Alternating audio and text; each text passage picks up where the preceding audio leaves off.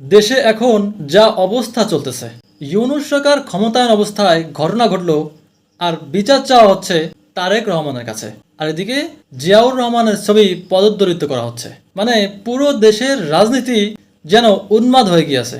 আর দেশের সাধারণ মানুষ দুশ্চিন্তায় ভুগতেছে যে এটাই কি আমার দেশ? এই দেশেই কি আমি থাকি? এই দেশেই কি আমি জীবনটা সুন্দরভাবে পার করতে পারবো, নাকি কোনোভাবেই এ দেশটা ছেড়ে অন্য কোথাও চলে যাব? দেখেন কতটা এলোমেলো অবস্থা। বিএনপি বলতেছে এনসিপি এবং ডক্টর ইউনূস সরকারকে নামিয়ে দিতে 15 মিনিটও লাগবে না, এবং এনসিপির নেতারা বলতেছে আওয়ামী লীগের মতো সরকারকে নামিয়ে দিয়েছি, তাহলে বিএনপিকে সরিয়ে দিতে 15 সেকেন্ডও লাগবে না। এই হলো পরিস্থিতি। তবে এটা এখন নিশ্চিত যে পৃথিবীর ইতিহাসে সবচাইতে ব্যর্থ সরকার বর্তমানে আমাদের বাংলাদেশের অন্তর্বর্তীকালীন সরকার। দেখেন আওয়ামী লীগের আমলে যা কিছু হয়েছে সব কিছুর দায় শেখ হাসিনার, এবং এই অন্তর্বর্তীকালীন সরকারের আমলে যা কিছু হচ্ছে, যা কিছু হয়েছে, এগুলোর দায় তারেক রহমানের। কেন? তাহলে এই ডক্টর ইউনূস, আসিফ নজরুল এবং ছাত্র উপদেষ্টা এবং অন্যান্য যে উপদেষ্টা আছে তাদেরকে কেন এই চেয়ারে বসানো হয়েছে? এ 10 মাসে এখন পর্যন্ত একটা ঘটনাও সুষ্ঠু ও সঠিকভাবে সমাধান করতে পারেনি তারা।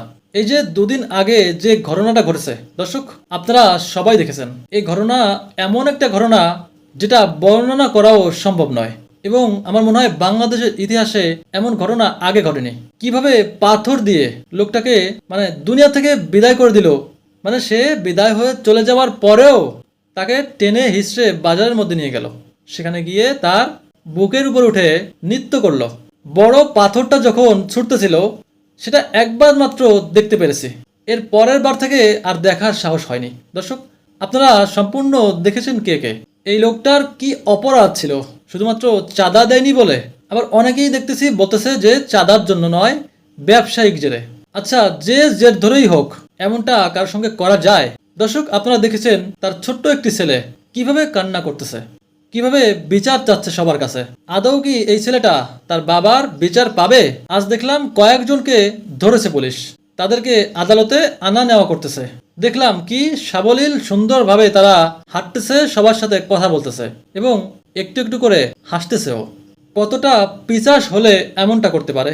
কতটা মস্তিষ্ক বিকৃত হয়ে গেলে এমনটা করতে পারে মানুষ? জানি না কি বিচার হবে, তবে এইটুকু দাবি করেই রাখি, এই অপরাধীদের এমনই শাস্তি দেওয়া হোক যেমনটা করে সোহাগকে তারা দুনিয়া থেকে বিদায় করেছে। প্রিয় দর্শক, ঢাকার মাঝখানে তাদেরকে নিয়ে বাইতুল মুকাররমের সামনে সারা দেশের লোকদেরকে খবর দিয়ে এবং মিডিয়া লাইভে গিয়ে ওই একইভাবে পাথর দিয়ে তাদেরকেও দুনিয়া থেকে বিদায় করা হোক। তাহলে হয়তোবা এই বিচার দেখে সারা দেশের অন্যান্য অপরাধীরা কিছুটা হলেও শিক্ষা পাবে, কিছুটা হলেও তাদের মধ্যে ভয় ঢুকবে। দর্শক আমি কি সঠিক বললাম কিনা আপনারা বলবেন যে এমনটাই করা উচিত কিনা। দেখেন একটার পর একটা ঘটনা ঘটতে তালেই আছে। একজন ইমামের খুতবা পছন্দ হয়নি, এ কারণেই দৌড়ে গিয়ে চাপাটি নিয়ে আসে সেই ইমামকে এমন অবস্থা করেছে প্রায় দুনিয়া ছেড়ে চলে যাবারই পথে। সম্ভবত তিনি বেঁচে আছে।